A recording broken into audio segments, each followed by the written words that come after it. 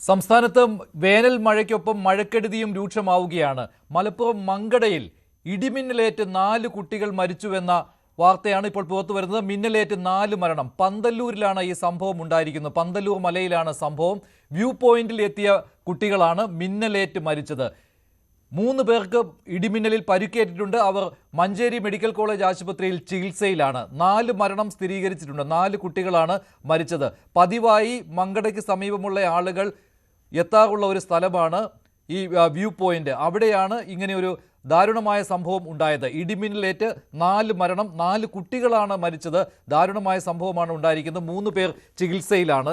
Manjeri medical college ആശുപത്രിയിൽ ചികിത്സയിലാണ്. ഇടിമിന്നലേറ്റ ഉടൻ തന്നെ ഇവരെ വലിയ അകലത്തിലല്ലാത്ത ആശുപത്രിയിലേക്ക് എത്തിക്കാൻ കഴിഞ്ഞിരുന്നു. എങ്കിലും അവിടെ എത്തിയ സമയത്ത് തന്നെ ഈ 4 കുട്ടികൾ മരിച്ചിരുന്നു എന്നാണ് ഇപ്പോൾ അറിയുവാൻ കഴിഞ്ഞിട്ടുള്ളത്. കൂടുതൽ വിവരങ്ങളുമായി CV അനുമോദ് ഉണ്ട്. അനുമോദ്, എന്തൊക്കെയാണ് വിവരങ്ങൾ? ഒരുപാട് ആളുകൾ വരുന്ന ഒരു സമയം കൂടിയായിരുന്നുവല്ലോ വൈകിട്ട്.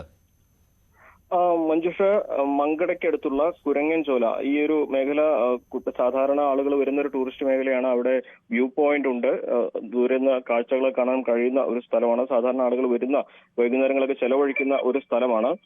അവിടെയാണ് ഈ ഒരു സംഭവം ഉണ്ടായത്. വൈകുന്നേരം 5 മണിയോടെയാണ് ഈ ദാരുണ സംഭവം ഉണ്ടായതെന്നാണ് അറിയാൻ കഴിയുന്നത്. വൈകുന്നേരം കനത്ത മഴയും ഇടിയും ആയിരുന്നു മലപ്പുറത്ത് ഈ മേഖലയിലൊക്കെ തന്നെ. അപ്പോൾ ഇവിടേക്ക് കാഴ്ച കാണാൻ പോയവരാണ് ഇതിൽ അപകടത്തിൽ പെട്ടിട്ടുള്ളത്.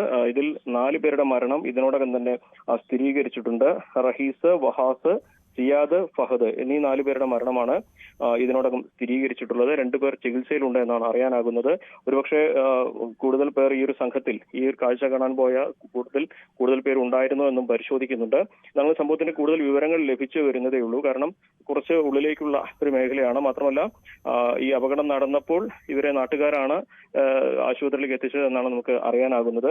4 മരണം സ്ഥിരീകരിച്ചുവെന്ന ദുഃഖവാർത്തയാണ് നമുക്ക് പങ്കുവെക്കാനുള്ളത്. വൈകുന്നേരം 5 മണിയോടെയായിരുന്നു സംഭവം. കനത്ത മഴയുണ്ടായിരുന്നു.